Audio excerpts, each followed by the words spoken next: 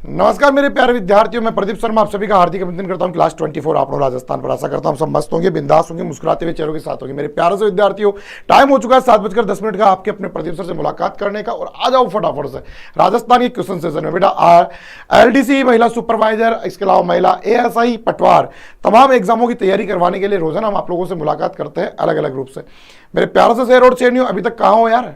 इतना पुकारना पड़ेगा कि आप लोगों को फटाफट से आ जाइएगा। क्लास को लाइक और शेयर जरूर कर दीजिएगा। चैनल को अभी तक सब्सक्राइब नहीं किया ना? नहीं किया ना? कर दो यार, कर दो। फिर कब सब्सक्राइब करोगे चैनल को, जल्दी से बताओ। चलो बेटा फटाफट से एक बार ये सब काम कर दीजिएगा, फिर बढ़ते हैं अपन यहाँ से आगे की ओर। और सबसे पहले अपन देखते हैं यहाँ का आज का पहला क्वेश्चन। राजस्थान के पश्चिमी भाग में मरुस्थल है, अरब का कालाहारी, थार या इनमें से कोई नहीं। बताओ आंसर क्या होगा। फटाफट से आंसर देते हुए चलिएगा, रुकना नहीं है, थकना नहीं है, मना है दोनों ही आप लोगों के लिए। बिल्कुल ध्यान रखना, राजस्थान के पश्चिमी भाग में मरुस्थल, अरब सागर का, कालाहारी का या थार का या इनमें से कोई नहीं। बताओ मेरे प्यार से नन्हे मुन्ने राइयो, आंसर क्या आने वाला है। अब रुको मत यार, यस हनुमान जल्दी से आ जाओ भाई, इतना टाइम थोड़ी नहीं लगाना है। ऐसे टाइम लगाओगे तो फिर तो बच गई अपनी बैंड भैया। फटाफट से आ जाएगा मेरे प्यार से स्टूडेंट, जल्दी से। अभी तक जो नहीं आए फटाफट से जुड़ नहीं पाए, फटाफट से जुड़ जाइएगा। B option Kalahari. अरे भाई हनुमान कौन सी दुनिया में है? लौट कर वापस आ मेरे बच्चे, वो लौट कर वापस आ।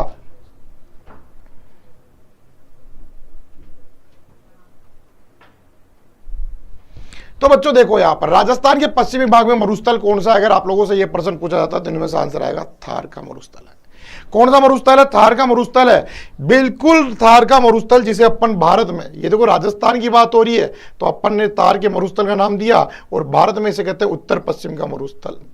भारत में इसे कहते हैं उत्तर पश्चिम का मरुस्थल, उत्तर पश्चिम का मरुस्थल। राजस्थान में कहते हैं इसे था पश्चिम का मरुस्थल, भारत में बोलते हैं उत्तर पश्चिम का मरुस्थल, जो कि किसका भाग है? थार के मरुस्थल का ही भाग है। पहले क्वेश्चन के अंदर जबरदस्त आंसर। दूसरा क्वेश्चन मेरे प्यार से विद्यार्थियों, भारत व पाकिस्तान के बीच अंतरराष्ट्रीय सीमा है पूर्व में, पश्चिम में, दक्षिणी में या उत्तरी में? फटाफट से बताओ आंसर क्या होगा। चलो बेटा जल्दी से स्टार्ट कर दीजिएगा। अरे भाई ये गजब के स्टूडेंट कहां से है? फटाफट से बताओ मेरे प्यार से शेरों, अगला ही क्वेश्चन। हाँ सोनू फटाफट से बताओ मेरे प्यार से स्टूडेंट, नेक्स्ट क्वेश्चन आप लोगों के लिए फिर से आ चुका है। भारत व पाकिस्तान के बीच अंतरराष्ट्रीय सीमा, पूर्वी सीमा, पश्चिमी सीमा, दक्षिणी सीमा या उत्तरी सीमा? बताओ कौन सी सीमा है। चलो बच्चों देखना चाहेंगे, बिल्कुल हाँ बेटा, जे हो। फटाफट से बताओ बेटा, अगला ही क्वेश्चन आप लोगों के लिए फिर से आ चुका है। सोनू नमस्ते बेटा जी, नमस्कार। फटाफट से बताओ मेरे प्यार से शेरों, अगला ही क्वेश्चन आप लोगों के लिए। यार क्लास को लाइक और शेयर करते चलेगा। भारत और पाकिस्तान के मध्य आप सभी को अच्छे से पता जो सीमा बनती है वो पश्चिमी सीमा बनती है बेटा जी। कौन सी सीमा बनती है? पश्चिमी सीमा बनती है, जो कि कितने किलोमीटर की बनती है? 1070 किलोमीटर की बनती है, जो कि संपूर्ण सीमा का कितना परसेंट होता है? जो संपूर्ण सीमा का लगभग 18% होता है। ओके माय डियर, क्लियर यहां तक की बात? बिल्कुल पश्चिमी सीमा होती है, और इसी सीमा की बात करें तो उसका नाम है रेड क्लिफ लाइन, या रेड क्लिफ रेखा के नाम से भी इसको जाना जाता है। रेड क्लिफ लाइन या रेड क्लिफ रेखा के नाम से भी इसको जाना जाता है। अगले ही क्वेश्चन की ओर ले चलता हूं मैं आप लोगों को। पाकिस्तान की सीमा के पास कौन सा जिला नहीं है? गंगानगर नहीं है, चूरू नहीं है, बीकानेर नहीं है, उदयपुर नहीं है। ओ ये क्या प्रश्न था? पाकिस्तान की सीमा के पास कौन सा जिला नहीं है? गंगानगर, चूरू, बीकानेर या उदयपुर? कौन सा दूर है पाकिस्तान की सीमा से? फटाफट से बताओ मेरे प्यार से शेरों, जल्दी से बताइएगा यार। इतना सरल इजी क्वेश्चन आराम से बता सकते हो आप लोग, क्या सोच रहे हो? फटाफट से बताओ मेरे प्यार से नन्हे मुन्ने राइयों, देश के सिपाहियों, फटाफट से बताते हुए चलिएगा, रुकना नहीं है। रुकने के लिए तो बोला ही किसने था यार, आप रुक जाते हो बीच बीच में।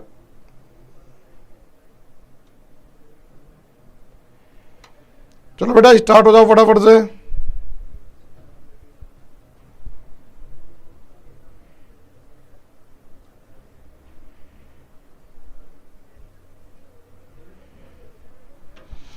देखते हैं बच्चे क्या आंसर लेके आते हैं यहां पर। तो बच्चे कह रहे हैं कि सर गंगानगर, कोई चूरू, क्या उदयपुर? अरे नहीं बेटा, सबसे ज्यादा दूरी पर उदयपुर है। ठीक है, उदयपुर पाकिस्तान की सर्वाधिक सीमाओं पर, यानी पाकिस्तान से जो सबसे ज्यादा दूर है इनमें से तो उदयपुर है। और पाकिस्तानी सीमा से अगर पूछे तो सर्वाधिक दूर है धौलपुर। कौन सा है? धौलपुर।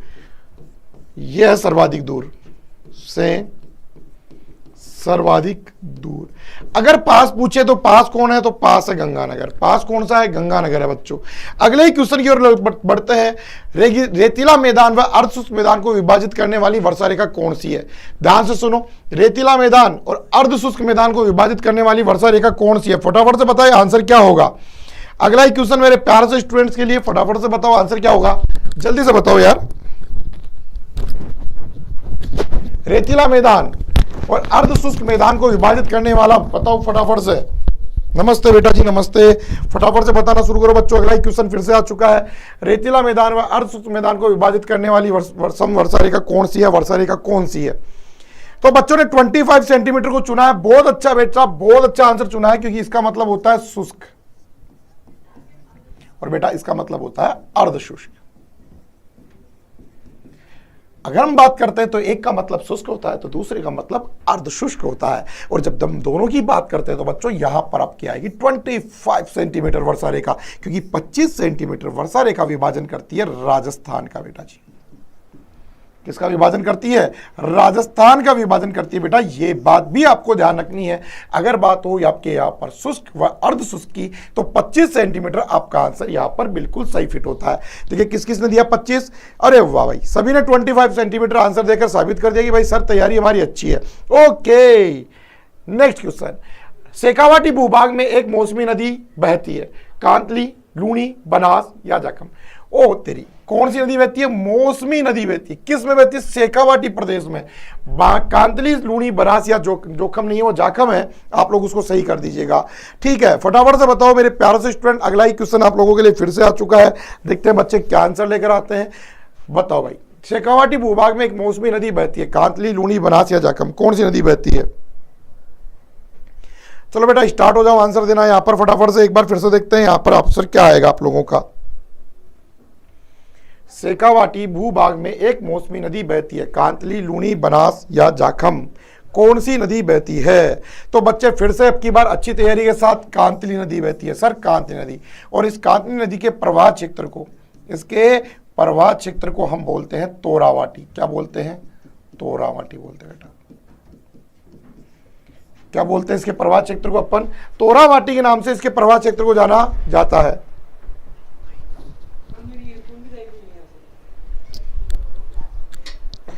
के नाम से जाना जाता है। क्या बोलते हैं? तोरावाटी बोलते हैं बेटा जी। क्या बोलते हैं? तोरावाटी प्रदेश के नाम से जाना जाता है। यह बात ध्यान दीजिएगा। लूणी का संबंध पश्चिमी राजस्थान से, बनास का संबंध आपके अलग है, जाखम का दक्षिणी राजस्थान से। मौसमी नदी है, वर्षा ऋतु पर बहना, वर्षा आने पर बहती है, वर्षा आने पर बहती है बेटा, इसलिए शेखावाटी। ओके बेटा, आ गया। वैदिक साहित्य की बहुचर्चित नदी कौन सी है? चंबल, माही, लूणी या सरस्वती। वैदिक साहित्य की नदी बताओ बच्चों, वैदिक साहित्य की नदी कौन सी है? वैदिक साहित्य की प्रमुख नदी कौन सी है? कौन बताएगा वैदिक साहित्य की प्रमुख नदी कौन सी है?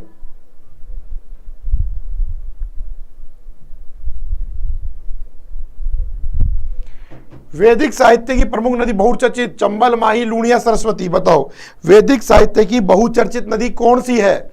क्या बताओगे? आपका आंसर यहां पर क्या होगा? वैदिक साहित्य की बहुचर्चित नदी कौन सी है? चंबल है, माही है, लूणी है, सरस्वती है। चलो बेटा देखते हैं आप लोगों का आंसर अब की बार क्या हो सकता है। वैदिक साहित्य की नदी की बात हो रही है यहां पर। चलो बेटा जी फिर से चलते हैं। अच्छा जी, अच्छा, बिल्कुल पूजा जी, बिल्कुल सही कह रहे हो आप। तो बेटा यहां पर ध्यान से देखिएगा, न्यासोनी डी, वैदिक साहित्य की बहुचर्चित नदी कौन सी है? तो वैदिक साहित्य की बहुचर्चित नदी है सरस्वती। इसी सरस्वती नदी को आप गग्गर के नाम से भी जानते हो बेटा, गग्गर नदी के नाम से भी इसे जानते हो। इसी के साथ आप इसे मृत नदी, इसी के साथ आप इसे पाट नदी, इसी के साथ आप इसे नट नदी, इसी के साथ आप इसे नाली नदी, इसी के साथ आप इसे द्रसदती नदी के नाम से भी जानते हैं। तो ये सारे नाम किसके हैं? ये आपके सरस्वती नदी के। चंबल नदी को बोलते हैं क्या? चरमनवती राजस्थान की कामधेनु, माही को आदिवासियों की गंगा, काटल की गंगा, इसके अलावा आदि नामों से जाना जाता है। लूणी नदी को पश्चिमी राजस्थान की गंगा आदि नामों से जाना जाता है। ओके बच्चों, आगे चलते हैं। दिल्ली से गुजरात तक अरावली पर्वत की लंबाई कितनी है? 675, 692, 742 या इसके अलावा 550? बताओ आंसर क्या होगा। चलिए आगे बढ़ते हैं फटाफट से। यहां पर महेंद्र चोपड़ा जी नमस्कार, गुड इवनिंग। बताओ बच्चों, अगला एक क्वेश्चन फिर से आप लोगों के लिए आ चुका है। फटाफट से स्टार्ट कर दो यार, इतना टाइम नहीं है अपने पास में। क्लास को लाइक और शेयर करते चले और आंसर देते चले। चलिए, जितना ज्यादा आप लोग फास्ट चलेंगे उतना ही ज्यादा क्वेश्चन आगे की ओर कवर कर पाएंगे। जितना ज्यादा आप लोग उसके आंसर स्लो आएंगे उतना ही आप लोग कम कवर कर पाओगे। चलो स्टार्ट हो जाओ यार, फिर से एक बार लगा दो दमखम। तो बच्चे एक बार फिर से लगा चुके हैं अपना दमखम और बेहतरीन तरीके से। देखो बेटा कि यहाँ पर नेहा सोनी एक बहुत अच्छे तरीके से आंसर दे रही है। तो बेटा आप लोग भी ऐसे कीजिए, क्वेश्चन नंबर जरूर लिख दें, जिससे आइडिया रहता है कि आपका जैसे कोई पीछे भी रह गया हो तो उसका भी आइडिया रहता है कि कौन सा स्टूडेंट कहां तक स्ट्रगल कर रहा है, कहां तक चल रहा है। चलो बेटा आ जाओ। दिल्ली से गुजरात की बात हो रही है। दिल्ली से गुजरात मतलब पालनपुर से लेकर आपके रायसीना की पहाड़ी तक बात हो रही है। तो इसकी कुल लंबाई आपकी यहां पर दी हुई है 692। ये इसकी कुल लेंथ है। इसकी ये क्या है? कुल लेंथ है, इसकी कुल लंबाई है इसकी, ठीक है, इसकी कुल लंबाई है। ओके बेटा, ये इसकी क्या है? कुल लंबाई है। पहली सबसे इंपॉर्टेंट बात कि इसकी कुल लंबाई कितनी है, तो बेटा जी ये इसकी कुल लंबाई आ गई। पहली बात सभी की क्लियर हो गई क्या? चलो भाई ठीक है, पहली बात क्लियर। दूसरी, अब यहां पर सर ये भी देखी देखी सी लग रही है ना? हाँ बेटा, ये देखी देखी सी क्यों नहीं लग रही? तो फिर ये कहां की है? तो बेटा ये राजस्थान में लंबाई है।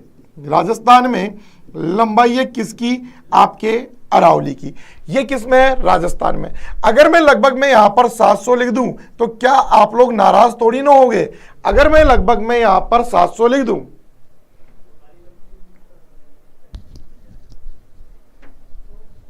अरे लोकेश कैसे नहीं आता मेरे शेर? आपके कमेंट बहुत अच्छे से आते हैं, ऐसी बात नहीं है लोकेश, आपके आंसर भी बहुत अच्छे आ रहे हैं, दोनों बातें ही बहुत बेहतरीन है।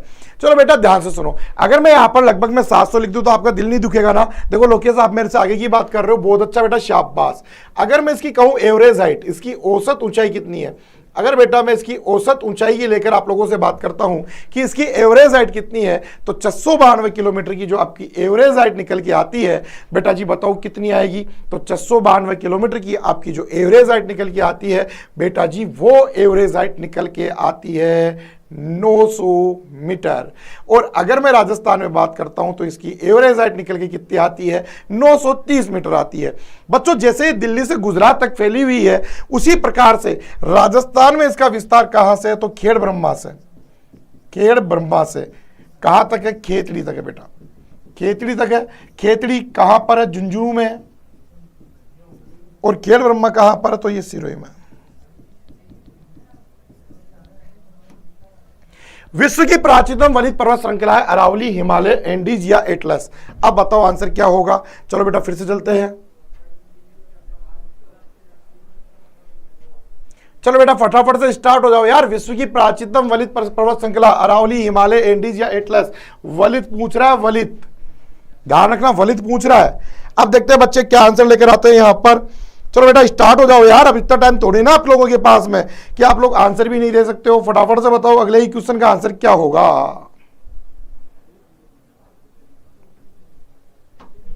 तो देखते हैं बच्चे क्या आंसर लेकर आते हैं।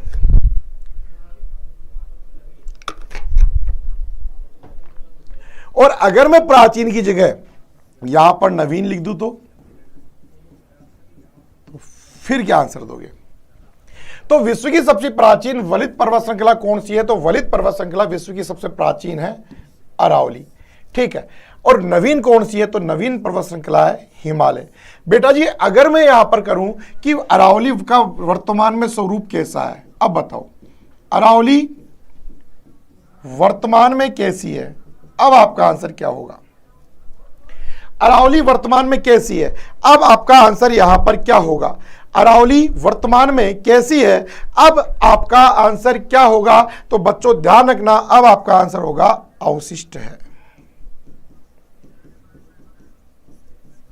अरावली प्राचीन समय में या फिर उत्पत्ति के समय कैसी थी? तो अरावली प्राचीन समय में, उत्पत्ति के समय वलित थी और वर्तमान में कैसी है? अवशिष्ट है। ये दोनों बातें आपको ध्यान रखनी है। अगला क्वेश्चन, राजस्थान की सबसे ऊंची चोटी है रघुनाथगढ़, तारागढ़, गुरु सीकर या बाबाई? बताओ आंसर क्या होगा। राजस्थान की सबसे ऊंची चोटी रघुनाथगढ़ है, तारागढ़ है, गुरु सीकर या बाबाई है? चलो बेटा देख लेते हैं फटाफट से आंसर क्या आता है आप लोगों का। राजस्थान की सबसे ऊंची चोटी कौन सी है? बताओ बेटा आंसर क्या होगा। राजस्थान की सबसे ऊंची चोटी कौन सी है? फटाफट से बताओ आंसर क्या होने वाला आप लोगों का।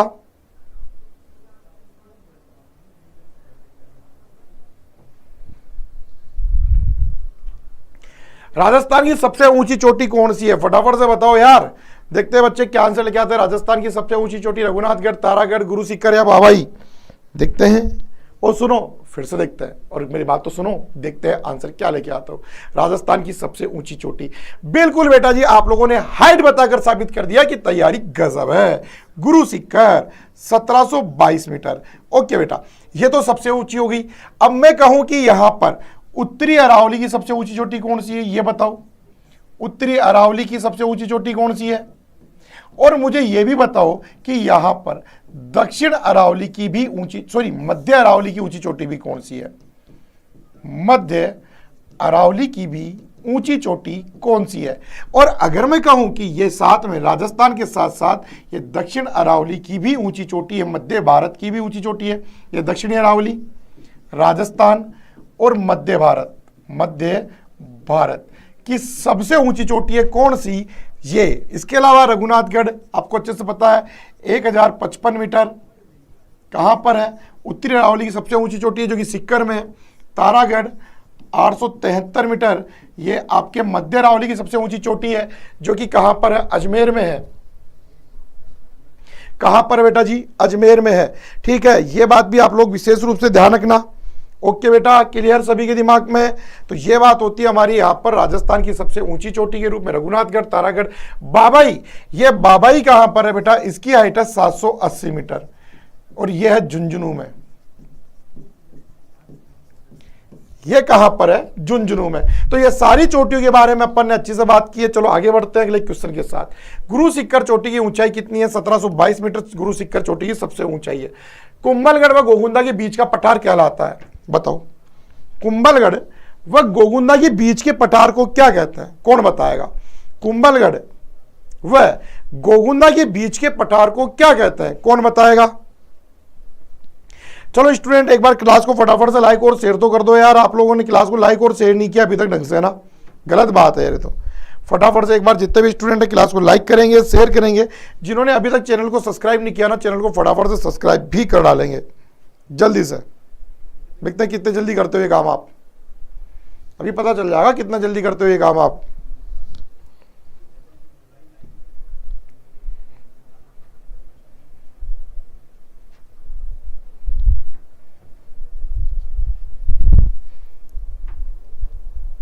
बोराट का पठार करता है, ठीक है भाई। गोगुंदा और कुंभलगढ़, कुंभलगढ़ है राजसमंद में और गोगुंदा है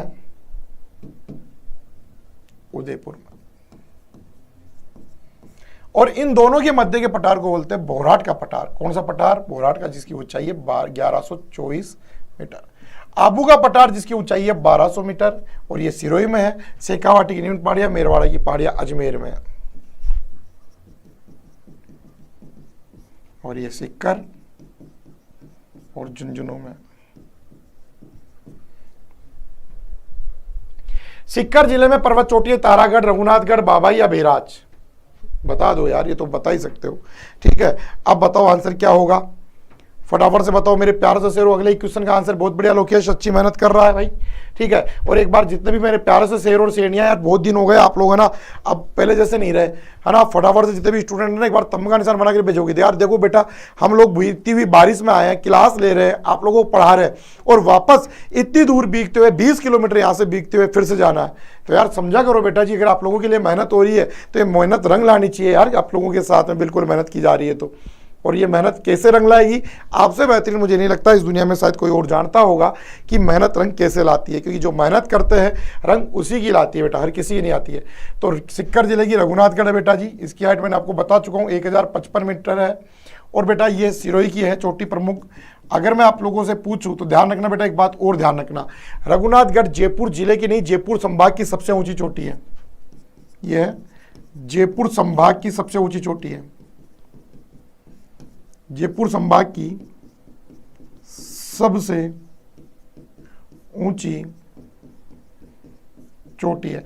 बेटा मेरे दिमाग में एक पर्सन आ गया यार, मेरे दिमाग में एक पर्सन आ गया, मुझे बताओ जयपुर जिले की सबसे ऊंची चोटी कौन सी है? ये तो आप लोगों ने बता ही दिया, जयपुर जिले की सबसे ऊंची चोटी कौन सी, कौन बताएगा? जयपुर की सबसे ऊंची चोटी बताओ, जयपुर की सबसे ऊंची चोटी कौन सी है? जयपुर की सबसे ऊंची चोटी कौन सी है, कौन बताएगा? जयपुर की सबसे ऊंची चोटी कौन सी है, कौन बताएगा?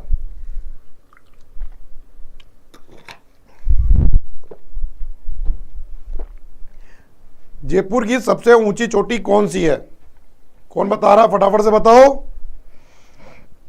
जयपुर की सबसे ऊंची चोटी कौन सी है? खो, अरे वाह, नाम रोशन करोगे बेटा,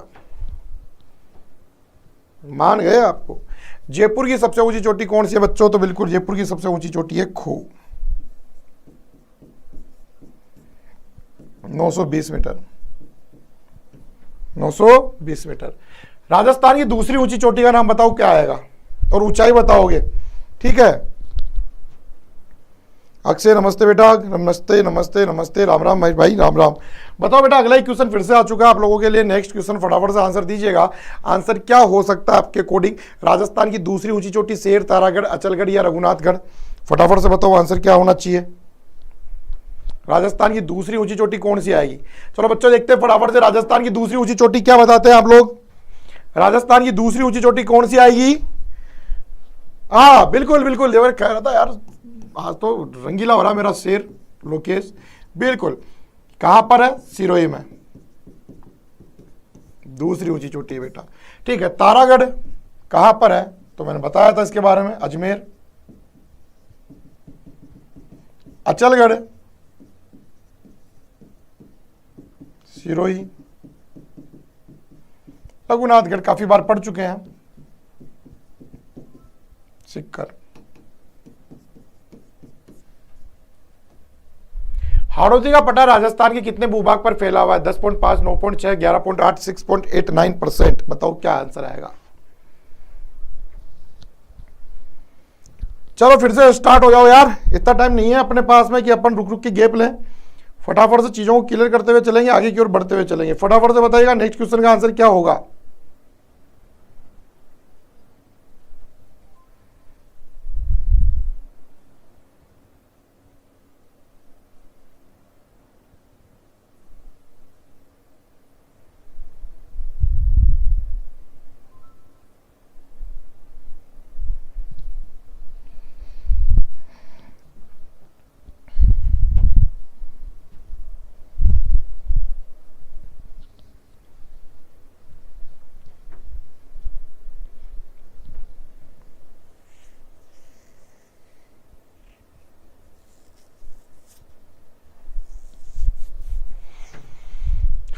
हाड़ौती के पठार राजस्थान के कितने भूभाग पर फैला हुआ है? 6.89% पर, लगभग मैं कह सकता हूं 7% पर। राजस्थान का सबसे छोटा भौतिक प्रदेश। बेटा जी एक बात बताओ ना, यहां पर पॉपुलेशन कितनी रहती है? अगर मैं पूछूं आप लोगों से कि यहां पर पॉपुलेशन, जनसंख्या कितनी रहती है? यहां पर पॉपुलेशन कितनी रहती है, जनसंख्या यहां पर कितनी पाई जाती है, कौन बताएगा? अगर मैं आप लोगों से यहां पर जनसंख्या को लेकर बात करता हूं कि यहां पर पॉपुलेशन कितनी पाई जाती है, जनसंख्या यहां पर कितनी पाई जाती है, तो बताओ फिर आपका आंसर क्या होगा। बताओ कितनी पाई जाती है यहां पर पॉपुलेशन कितनी? फटाफट से बताइएगा। अगर मैं यहां पर पॉपुलेशन को लेकर बात करूं कि यहां पर पॉपुलेशन कितनी पाई जाती है, तो फिर आपका आंसर क्या होगा। तो यहां पर पॉपुलेशन पाई जाती है आप लोगों की 11%। कितनी? 11%। कि यहां पर पॉपुलेशन कितनी पाई जाती है? यहां पर पॉपुलेशन पाई जाती है 11%। और बच्चों मेरे दिमाग में क्वेश्चन और आ रहा है, हाड़ौती के पठार का विस्तार राजस्थान के कितने जिलों में, कौन बताएगा? राजस्थान के कितने जिलों में है इसका विस्तार, कौन बताएगा? यह क्वेश्चन और मेरी ओर से आप लोगों के लिए, फटाफट से बताओ। यह क्वेश्चन और है आप मेरा, आप लोगों से फटाफट से बताइएगा आंसर क्या होने वाला है। कितने जिलों में विस्तार है, कौन बताएगा? ऑप्शन चाहिए तो बता दो, ऑप्शन चाहिए तो बता दो, मैं ऑप्शन दे दूंगा। ऐसे सोचो मत आप लोग कि सर ऑप्शन नहीं दे रहे, फिर भी पूछ रहे अपनी ओर से। ऑप्शन बता दो, मैं बता दूंगा आपको, ऑप्शन मना नहीं कर रहा, तैयार हूं मैं आप लोगों के लिए, ठीक है? फटाफट से बताओ। तो बेटा बिल्कुल आप लोगों का आंसर यहां पर गलत हो चुका है, तो ध्यान रखना, इसका विस्तार 8 जिलों में है और मूल जो जिले हैं वो 4 है। ओके, कोटा, बूंदी, 12 जिला और बाकी ऐसे 8 जिलों तक फैला हुआ है ये। आगे देखो, प्लाया झील किस भौगोलिक स्वरूप में पाई जाती है? मैदान में, पर्वत में, पठार में, रेगिस्तान में? बताओ, प्लाया झीलें किस में पाई जाती है? किस में पाई जाती है प्लाया झीलें? कौन बताएगा? प्लाया झीलें किस में पाई जाती है? बताओ भाई, प्लाया झीलें किस में पाई जाती है? कौन बताएगा इसका आंसर? और उसको मिलेगा एक बढ़िया सा तोहफा।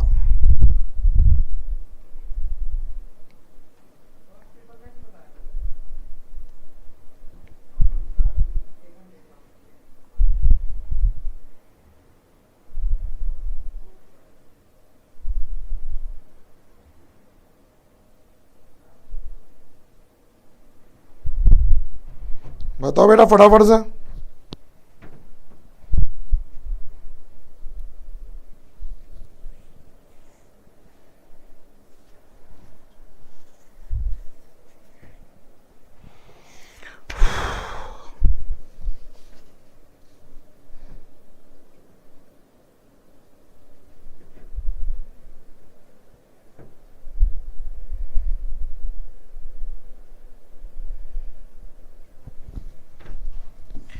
प्लाया झीलें, रेगिस्तान। कहां पर? रेगिस्तान। बताओ बेटा, प्लाया झीलों का पानी कैसा होता है, जो इसका जल कैसा होता है, खारा या मीठा? बताओ, प्लाया झीलों का पानी खारा होता है या मीठा होता है? बताओ मेरे शेरों, प्लाया झीलों का पानी खारा होता है या मीठा होता है? जल्दी से बताओ यार, आंसर तो जल्दी से मेरे प्यार से करो, या बातें मत करो फालतू की, बस केवल आंसर दे तो चलो, आप लोगों को यहां पर रुकना नहीं है। प्लाया झीलों का पानी कैसा होता है, मीठा या खारा? तो ध्यान रखना बेटा, यहां पर एक कंडीशन अप्लाई होती है, अगर क्षेत्र बालू का स्तूप युक्त है और अगर क्षेत्र बालू का स्तूप मुक्त है, अगर युक्त है बालू का स्तूप तो पानी खारा और मुक्त है तो मीठा। यह चीज नोट कर लेना दोनों में से।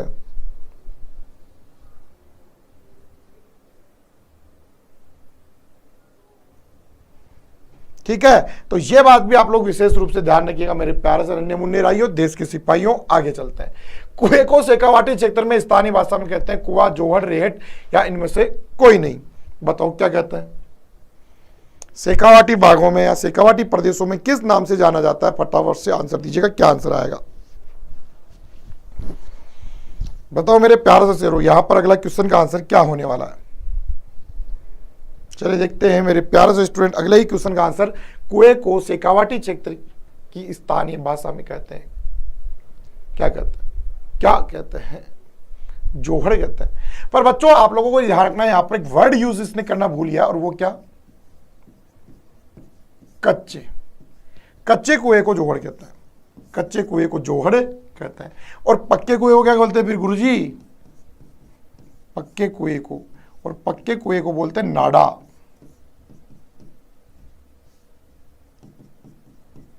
क्या बोलते हैं? नाड़ा। और यहां पर तालाब को क्या बोलते हैं? तालाब को यहां पर बोलते हैं सर। क्या बोलते हैं? सर बोलते हैं। आगे, राजस्थान में घग्गर नदी के पाट को कहते हैं पाट, नाली, दोरा या इनमें से कोई नहीं? क्या कहते हैं? अगला ही क्वेश्चन बच्चों आप लोगों के लिए फटाफट से, हाँ बिल्कुल बेटा, राजेंद्र सिंह राठौड़ जाने जाते हैं, काफी है, फेमस है। बताओ बच्चों अगले क्वेश्चन का आंसर क्या हुआ?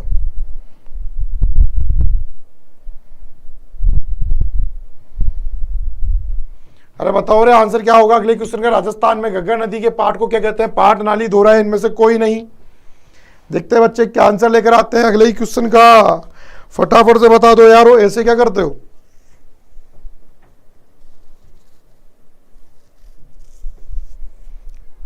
तो बेटा ध्यान रखना, यहां पर कहते हैं नाली, नाली प्रदेश, मध्य प्रदेश भी कहते हैं। वैसे वैसे तो मध्य प्रदेश भी कहते हैं, नाली के साथ साथ इसको मध्य प्रदेश भी कहा जाता है। आगे धोरा, तो रेत के, ये अगर पूछे धोरा, रेत के ऊंचे नीचे टीले, रेत के ऊंचे नीचे टीले। एक गाना भी बना हुआ है, राजस्थानी गीत है कि धरती दोहरारी। अगर ये आप लोगों से पूछे कि धरती दोहरारी का संबंध किससे है, तो बच्चों ध्यान रखना, ये एग्जाम में भी पूछा जा चुका है कि धरती दोहरारी। देखो धरती दोहरारी का संबंध है आपके कन्हैयालाल सेठिया से, जिन्होंने ये गाना लिखा। रेत के ऊंचे नीचे टीलों टेबों की बात इसमें की जाती है, ध्यान देना। जेम्स टोस्ट ने किस सिक्कर को संतों का सिक्कर कहा? गुरु सिक्कर, एवरेस्ट, गॉडविन ऑस्टिन या शिमला को? संतों का सिक्कर किसे कहा बताओ? जेम्स टोस्ट ने संतों का सिक्कर, हिंदू ओलंपस किसे कहा और क्यों कहा?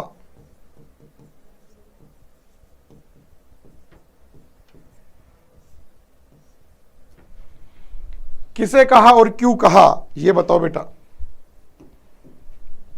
संतों का सिक्कर, हिंदू ओलंपस किसे कहा और क्यों कहा, यह पूछे तो आंसर क्या होगा?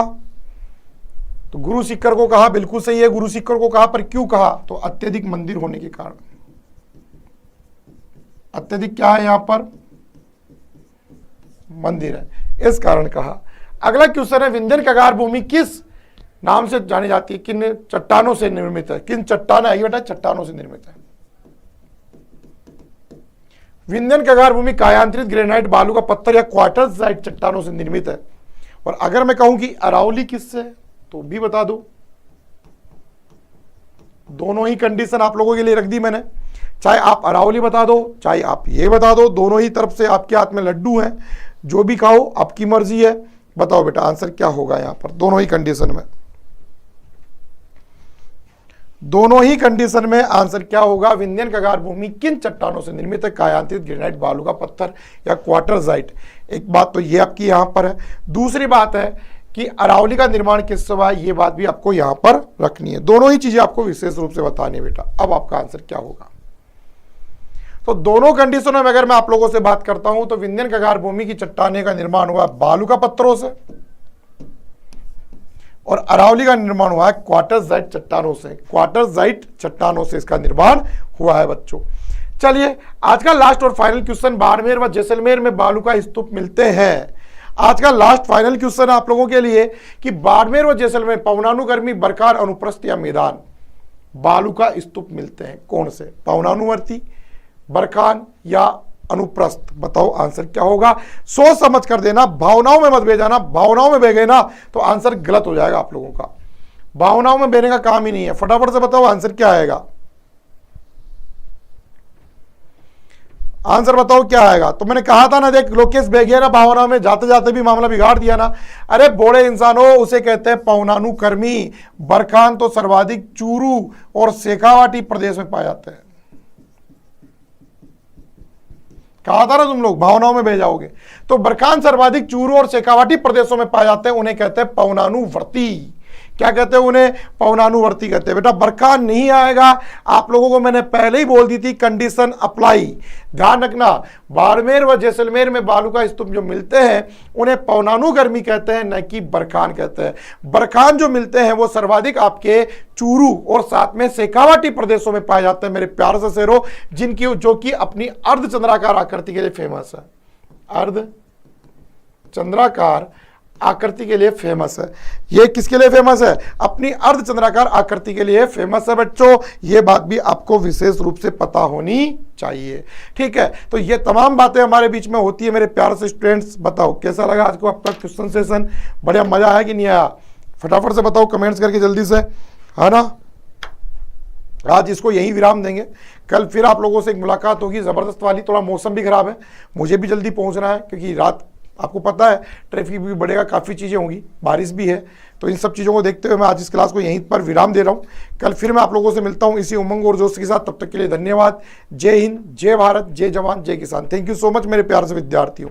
चलो मस्त रहिएगा, बिंदास रहिएगा, मुस्कुराते हुए चेहरों के साथ रहिएगा। हाँ, मैं आप लोगों को एक बात छोटी सी और बता दूं कि हमारी जो क्लास होती है थ्योरी की, अभी एग्रीकल्चर का टॉपिक चल रहा है, उसमें कृषि चल रही है और वो क्लास होती है मेरी 1:30 पर, ठीक है। और क्वेश्चन सेशन वाली क्लास का टाइम है 7:15 पर, ठीक है। तो दोनों क्लासेस ज्वाइन करना न भूलें। मस्त तरीके से जुड़े हमारे साथ में।